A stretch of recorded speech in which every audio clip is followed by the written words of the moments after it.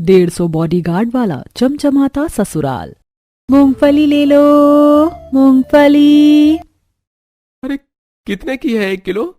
100 रुपए साहब। 1 किलो तौल दो।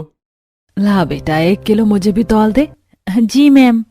ऐसा कहकर राधिका जल्दी जल्दी मूंगफली डाल देती है और अपने भाई से कहती है, चल जल्दी जल्दी समय सोनू, आज तो बहुत देर होगी, घर भी जाना है वरना बाबा बहुत मारेंगे। दोनों भाई बहन जल्दी जल्दी अपनी छोटी सी दुकान को समेटते हैं और घर के लिए निकल जाते हैं। दरअसल राधिका एक 20 साल की छरहरे बदन वाली बहुत ही सुंदर लड़की थी, जिसकी माँ बचपन में ही मर गई। पिता शराबी थे और रोजाना राधिका और उसके 15 साल के भाई को शराब पीकर मारते थे। अपना गुजारा चलाने के लिए राधिका सड़क के किनारे मूंगफली बेचा करती थी। दोनों भाई बहन जैसे ही घर पहुंचते हैं, ला पैसे दे मुझे। मुझे पैसे चाहिए। नहीं, मैं पैसे नहीं दूंगी, ये मेरी मेहनत के पैसे हैं। ऐसे कैसे नहीं देगी? तेरी तो माँ भी देगी मुझे पैसे। इतना कहकर अनिल राधिका को धक्का मार देते हैं और उसके हाथ से सारे पैसे छीनकर शराब में खर्च करने के लिए घर से निकल जाते हैं। हे भगवान, आज फिर बाबा सारे पैसे लेकर चले गए, अब मैं क्या खाना बनाऊंगी। चिंता मत करो दीदी, मेरी जेब में कुछ पैसे हैं, चलो इससे सामान खरीद कर लाते हैं। इसके बाद दोनों भाई बहन राशन की दुकान से कुछ सामान लाते हैं, खाना बनाकर और खाकर सो जाते हैं। राधिका की जिंदगी हर दिन लगभग ऐसी ही थी। वो ठंड में थोड़ी बहुत पैसे कमा कर लाती और घर में आते ही उसके शराबी बाप से पैसे छीन लेते। एक तरफ राधिका इतनी मुश्किलों में जी रही थी, वहीं दूसरी तरफ इस शहर के सबसे अमीर परिवार में अलग ही चिंता थी। आज फिर से अनंत के मोटापे की वजह से शर्मिंदा होना पड़ा। राज्य के सबसे अमीर खानदान के बेटे को भी कोई नापसंद कैसे कर सकता है? आप चिंता मत करिए मुकेश, कोई ना कोई तो होगी जो हमारे अनंत के लिए बनी होगी। अगर आप लोग बुरा ना माने तो मैं एक राय दूं। अरे संजू, तू कब आई? आने से पहले बताया भी नहीं। अरे तू ये सब छोड़, मेरे पास तेरी और जीजा जी की समस्या का एक समाधान है। अच्छा तो चलो बताओ, तुम्हारे पास क्या समाधान है? क्यों ना हम किसी छोटे गांव से एक गरीब घर की लड़की ले आए। देखो अभी तक करीब 50 से ज्यादा लड़कियां आनंद को रिजेक्ट कर चुकी हैं। बाहर बदनामी भी बहुत हो रही है कि देश के इतने अमीर परिवार का बेटा अब तक कुंवारा बैठा है और लड़कियां उसे उसके मोटापे की वजह से रिजेक्ट कर रही हैं। तो इसका समाधान यही है, इससे लोगों की मुंह भी बंद हो जाएंगे और तुम्हारे घर में बहू भी आ जाएगी। लेकिन ऐसा कैसे हो पाएगा? कहाँ मिलेगी गरीब लड़की? और अगर समाज में पता चल गया तो लोग क्या कहेंगे? हमारी बड़ी बहू श्लोका भी शहर के एक बहुत अमीर परिवार की बेटी है। देखो अगर तुम्हें अपने बेटे का घर बसाना है तो उसे इस कलंक से बचाना है कि कोई भी लड़की उसे पसंद नहीं कर रही, तो मेरा बताया हुआ रास्ता ही सही है। मुकेश जी देश के सबसे अमीर लोगों में गिने जाते थे, लेकिन एक बीमारी की वजह से उनका बेटा अनंत मोटापे का शिकार था, जिसकी वजह से हर बार उसका रिश्ता होने से पहले ही टूट जाता था। नीताजी की बहन संजना का सुझाव उन्हें पसंद आ गया था, क्योंकि बेटे की शादी के साथ देश में इज्जत भी बचानी थी। इसलिए मैं संजना की बात से सहमत हूँ, लेकिन ये समस्या है कि हमें ऐसी लड़की मिलेगी कहाँ जिसे लोग जानते ही ना हो। उसकी चिंता आप मत करिए जीजा जी, मैंने एक ऐसी लड़की देख ली है। आप कहो तो मैं शादी की बात करूं। हाँ हाँ संजना, नेकी और पूछ पूछ, तुम सारी बात तय कर लो और फिर हम अपने तरीके से शादी करके उसे घर ले आएंगे। मुकेश जी और नेताजी की स्वीकृति के बाद संजना जी राधिका के घर जाती हैं। जी बताइए मैडम जी, कौन है आप और क्या काम है आपको? जी नमस्ते भाई साहब, मैं यहाँ अपने बेटे के लिए आपकी बेटी राधिका का हाथ मांगने आई हूँ। क्या आप अपनी बेटी की शादी मेरी बहन के बेटे आनंद के साथ करेंगे? अनंत मल्होत्रा? आपका मतलब इस शहर का सबसे अमीर परिवार मुकेश मल्होत्रा का बेटा? वही लोग जो 100 मंजिल वाली एंटिलिया में 150 बॉडीगार्ड्स के साथ रहते हैं? जी हाँ भाई साहब, सही समझा आपने। देखिए बहन जी, मुझसे मजाक मत करिए। मुकेश मल्होत्रा भले अपने बेटे की शादी मेरी बेटी से क्यों करेंगे? हैं? क्या कहाँ राजा भोज और कहाँ गंगू तेली? निकल जाइए मेरे घर से। देखिए अनिल जी, हमें आपकी बेटी पसंद आ गई है, इसीलिए हम अनंत के साथ उसकी शादी करना चाहते हैं। संजना की बात को सुनकर पहले तो अनिल जी को विश्वास नहीं होता, लेकिन बाद में, अगर ये सच हुआ और सच में राधिका की शादी इतने अमीर घर में हो गई तो मेरी तो लॉटरी लग जाएगी। मैं इनसे शादी के बदले में पैसे मांग लूंगा और जुए में हारा हुआ सारा पैसा चुका दूंगा। संजना जी झकझोरते हुए पूछती हैं, किस सोच में डूब गए? क्या आपको रिश्ता मंजूर है? तो अनिल जी बोलते हैं, हाँ बिल्कुल बिल्कुल, मुझे रिश्ता मंजूर है। इसके बाद राधिका के पिता राधिका की मर्जी के बिना ही उसकी शादी तय कर देते हैं और बदले में 10 लाख रुपए ले लेते हैं। राधिका भी नरक जैसी जिंदगी से बचने के लिए शादी कर लेती है और इस तरह अनंत और राधिका की शादी हो जाती है। और शादी के बाद गृह प्रवेश के समय जब राधिका घर में प्रवेश करती है तभी ये कैसा परिवार है? इस परिवार में रिश्तेदारों की जगह बॉडीगार्ड भरे पड़े हैं। हरे आसपास करीब 150 बॉडीगार्ड होंगे। क्या सोच रही हो राधिका? आओ, एंटीला में तुम्हारा स्वागत है। अपने इस बड़े से घर की सजावट, उसमें हो रही लाइटिंग और रईसी को देखकर राधिका को हैरानी हो रही थी, लेकिन सबसे ज्यादा हैरानी उसे अपने आसपास बॉडीगार्ड्स को देखकर हो रही थी। बेटा, पूरा घर तुम धीरे धीरे कर देख लेना। हमारे घर में 50 मंजिल है। एक मंजिल हम सभी परिवार के लोगों की है, एक मंजिल हमारे घर में काम करने वाले नौकरों की है, एक मंजिल बॉडीगार्ड्स की है, एक पर मंदिर, एक पर जिम, एक पर सिनेमा हॉल, एक पर स्विमिंग पूल, एक पर बार, पार्टी हॉल। इस तरीके से बने हुए। धीरे धीरे करके तुम सब देख लेना। तुम्हारा कमरा 23rd मंजिल पर है। लिफ्ट से तुम और अनंत अपने कमरे में जाओ। एक तरफ नीता जी की बात सुनकर राधिका को चक्कर आ रहे थे, वहीं दूसरी तरफ अपने हद से ज्यादा मोटे पति को देखकर उसे डर भी लग रहा था। लेकिन तभी धीरे धीरे तुम एडजस्ट हो जाओगी। इसके बाद दोनों अपने कमरे में चले जाते हैं और अगले दिन आज घर में अनंत और राधिका की रिसेप्शन की पार्टी है। दुनिया भर के सभी बड़े बड़े लोग आएंगे। नीता जी, राधिका को अच्छे से तैयार करना ताकि किसी को पता न चले कि वो खानदानी घर की बेटी नहीं है। आप चिंता मत कीजिए, जैसा आप चाहते हैं वैसा ही होगा। इसके बाद रिसेप्शन की पार्टी होती है और राधिका जब तैयार होकर आती है तो 10 से 12 बॉडीगार्ड्स उसके पीछे पीछे चलने लगते हैं। रिसेप्शन के दौरान जब सभी लोग राधिका को देखते हैं तो आपस में बातें बनाने लगते हैं। छोटी बहू तो बड़ी बहू से भी ज्यादा सुंदर है, लेकिन किस घर खानदान की है किसी को नहीं पता। अरे हम तो उनके खास रिश्तेदार हैं, तो भी हमें शादी में नहीं बुलाया। सुना है कहीं बाहर जाकर शादी करके लाए हैं। बड़े लोगों की बातें बड़े ही लोग जाने, ये जो करें वो बढ़िया है। खैर, हम तो यहाँ पार्टी एंजॉय करने आए हैं। चलिए मजे करते हैं। इसके बाद सभी रिश्तेदार पार्टी एंजॉय करते हैं और अपने घर चले जाते हैं। शादी के बाद पहला दिन राधिका का खत्म हो जाता है और अगले दिन उस पग फेरे के लिए उसे अपने मायके जाना था। नीता जी सुनिए, आज राधिका को अपने पग फेरे के लिए जाना है। उसके पिता बहुत लालची हैं और दूसरी तरफ हम अनंत को पब्लिकली ऐसे कहीं भी नहीं भेज सकते। आप एक काम करिए, 20 बॉडीगार्ड्स के साथ राधिका को पग फेरे के लिए भेज दीजिए और तुरंत बुला लीजिए। जी ठीक है, जैसा आपको सही लगे। लेकिन मम्मी जी, मुझे तो अपने पापा के घर जाना है, इसके लिए 20 बॉडीगार्ड्स? हाँ, क्योंकि शहर में हमारा बहुत नाम है और बहुत दुश्मन भी, इसीलिए हमें अपनी सिक्योरिटी रखनी पड़ती। तुम बिन बॉडीगार्ड्स के घर के बाहर कदम भी नहीं रख सकती। नीता जी की बात सुनकर राधिका हैरान तो होती है, लेकिन नया नया ससुराल है और नीता जी, उसकी जेठानी श्लोका और खुद के कपड़ों और हीरों के बहुत सारे गहनों को देखकर उसे बॉडीगार्ड का होना सही लगता है और वो तैयार होकर बॉडीगार्ड्स के साथ अपने बाबा के घर जाती है और अपने घर पहुंचती है। अरे दीदी आ गई। आप देखो, बाबा ने मुझे फिर कितना मारा। 2 दिन से मैंने कुछ खाया भी नहीं है। अरे कहाँ मर गया, जा मेरे लिए पैसे लेकर आ, मुझे दारू पीनी है। बाबा हद करते हो, कम से कम सोनू को तो छोड़ दो।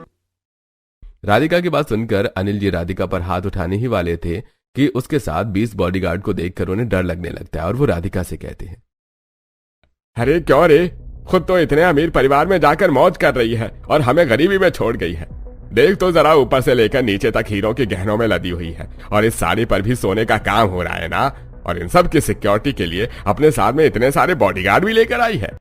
आपने ही लालच में आकर मेरी शादी इतने बड़े घर में कराई थी और अब आपको मेरी जिंदगी से भी परेशानी हो रही है। तू पहले अपने बॉडीगार्ड से बोल कि घर से दूर जाकर खड़े हो, मुझे तुझसे कुछ बात करनी है। अपने पिता की बात सुनकर राधिका बॉडीगार्ड से दूर जाकर खड़े होने के लिए कहती है। बॉडीगार्ड के दूर हटने के बाद, तुझे शर्म नहीं आती?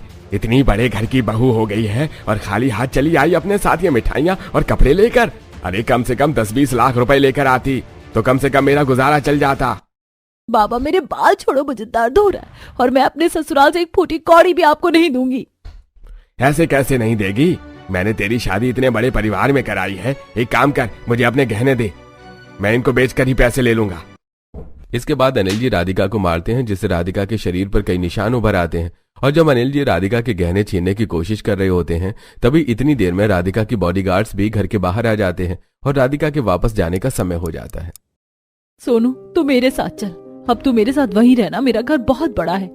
सच दीदी, क्या मैं आपके साथ रहने चल सकता हूँ? हाँ सोनू, क्यों नहीं। अरे मुझे कहीं से भी 10 लाख रुपए का इंतजाम करके दे, वरना मैं तेरा और तेरे घर वालों का जीना मुश्किल बना दूंगा। अनिल जी की बात सुनकर राधिका घबरा जाती है, लेकिन अपने आसपास बॉडीगार्ड्स को देखकर उसे थोड़ी तसल्ली मिलती है। इसके बाद राधिका सोनू को लेकर एंटीलिया हाउस वापस आ जाती है, लेकिन उसके शरीर पर चोट के निशान देखकर। तुम्हारे शरीर पर इतने सारे निशान कैसे आ गए राधिका बेटा?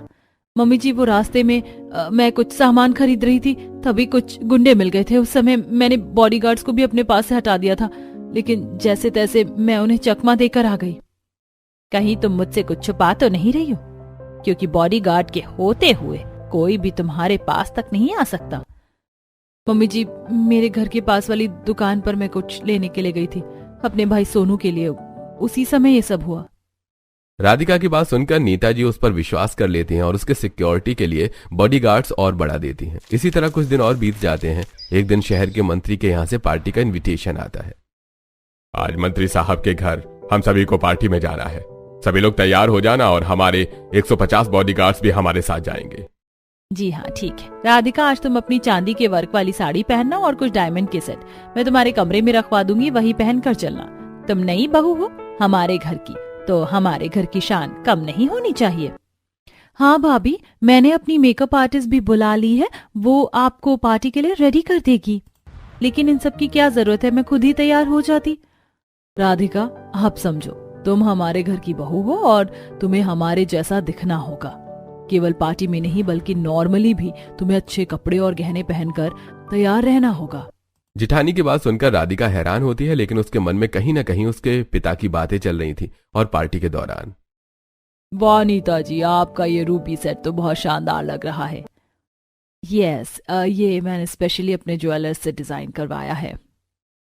लेकिन मुकेश जी, इतने सारे बॉडीगार्ड्स लाने की क्या जरूरत थी? हमारे पास पुलिस की सिक्योरिटी है।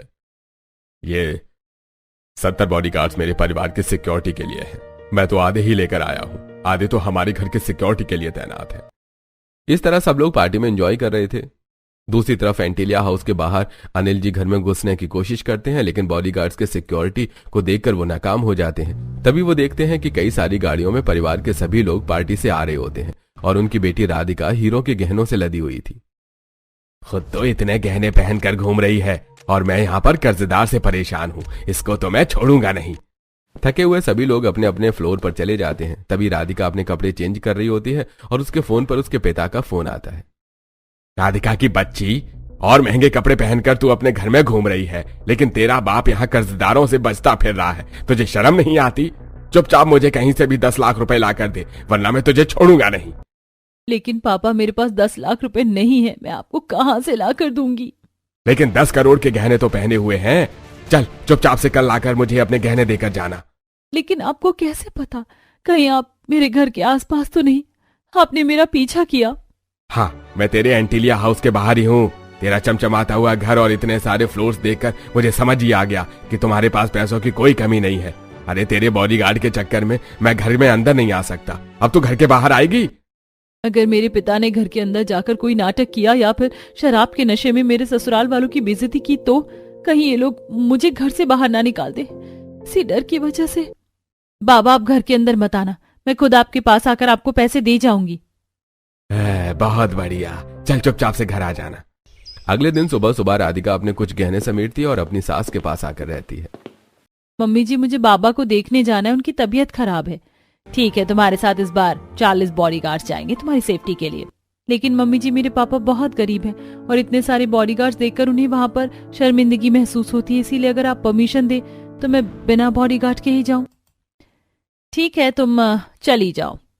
ऐसा कहकर राधिका गाड़ी में बैठकर अपने गहने चुपचाप लेकर अपने मायके पहुंचती है, लेकिन नीता जी पीछे से कुछ बॉडीगार्ड्स को उसकी रखवाली के लिए भेज देती हैं। अपने मायके पहुंचकर राधिका गहने निकालती है और अपने पिता को देकर कहती है, आज आपने मुझे मेरे घर में चोरी करने के लिए मजबूर कर दिया, ये लीजिए गहने। अरे वाह, बहुत बढ़िया, तूने तो मेरा काम आसान कर दिया। अब इन गहनों को बेचकर मैं जुए में हारे हुए सारे पैसे चुका दूंगा। राधिका जब अनिल जी को पैसा दे रही होती है, तब नीता जी के भेजे हुए बॉडीगार्ड्स ये सब देख लेते हैं। बॉडीगार्ड को गलतफहमी हो जाती है और वो सारी बातें नीता अंबानी को बताने के लिए वहां से जाते हैं। लेकिन उसके बाद जब अनिल जी दोबारा से राधिका को टॉर्चर कर रहे होते हैं तो ये सब देख नहीं पाते।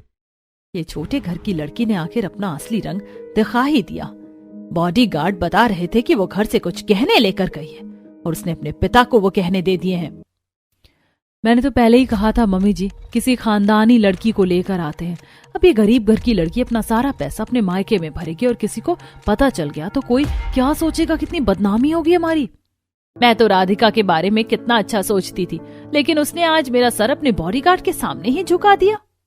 देखो नीता, आज के बाद इस लड़की के पास कोई भी गहने और पैसे नहीं रहने चाहिए और परिवार के सभी लोग इससे कम से कम मतलब रखो। इसके बाद जब राधिका अपने ससुराल लौट रही होती है तो रास्ते में उसकी गाड़ी पर हमला होता है और हमलावर गाड़ी का कांच तोड़ देते हैं, जिसे देखकर राधिका डर जाती है, लेकिन घर आकर किसी को इस बारे में नहीं बताती। लेकिन उसके घर लौटने के बाद राधिका, अपने सारे गहने और पैसे मेरे पास रखवा दो, कहीं सबको पता तो नहीं चल गया। जी ठीक है मम्मी जी। राधिका से उसके सारे गहने और पैसे ले लिए जाते हैं और परिवार के सभी लोगों से बिल्कुल बात करना बंद कर देते हैं। सभी लोग घूमने फिरने जाते हैं, मूवी, पिकनिक, आउटिंग सब करते हैं। गेम्स वाले फ्लोर पर गेम खेलते हैं। पूजा के समय आरती के टाइम भी उसे नहीं बुलाया जाता। ये सब देखकर राधिका को हैरानी होती है। तभी वो अपनी नंद के पास जाती है। दीदी, मुझसे कोई गलती हुई है क्या, जो कोई भी मुझसे बात नहीं कर रहा है?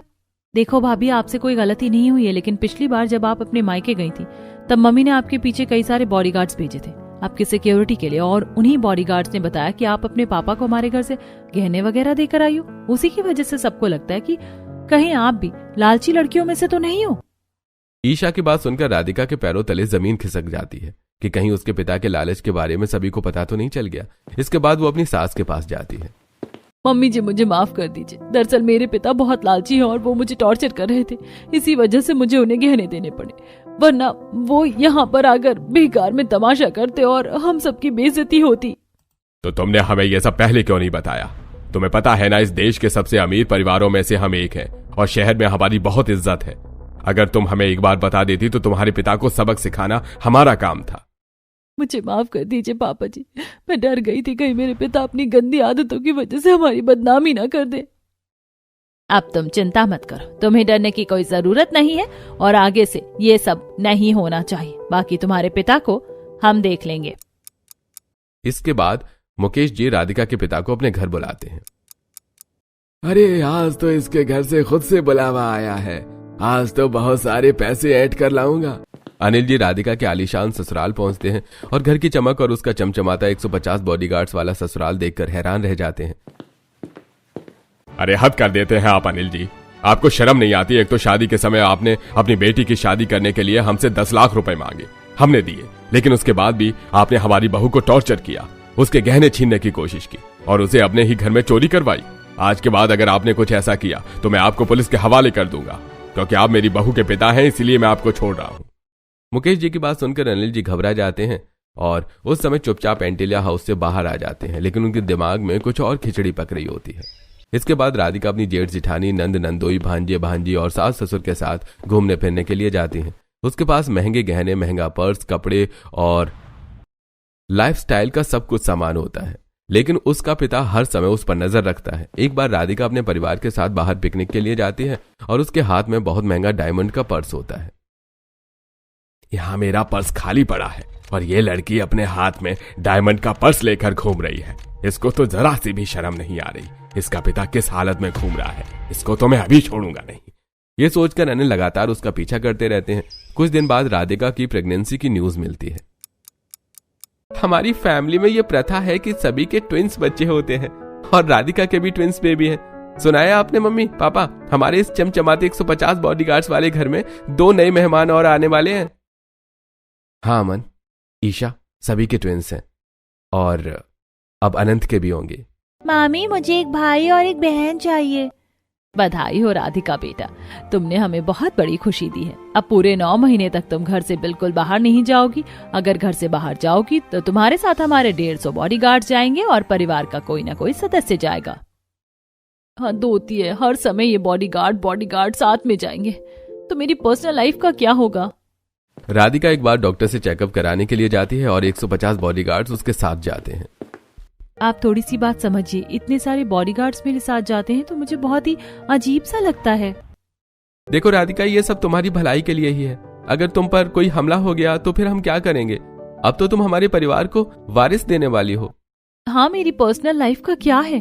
मैं कुछ समय भी अकेले नहीं रह सकती। हर समय ये 150 बॉडीगार्ड्स मेरे आगे पीछे घूमते रहते हैं। लेकिन फिर राधिका को अपने ऊपर हुआ वो हमला याद आता है और वो सोचती है, अगर मेरे ऊपर अब कोई हमला हुआ तो मेरे बच्चे की जान खतरे में आ सकती है। सब मेरी भलाई के लिए ही कह रहे हैं और मैं अपने ही पिता से खतरे में हूँ।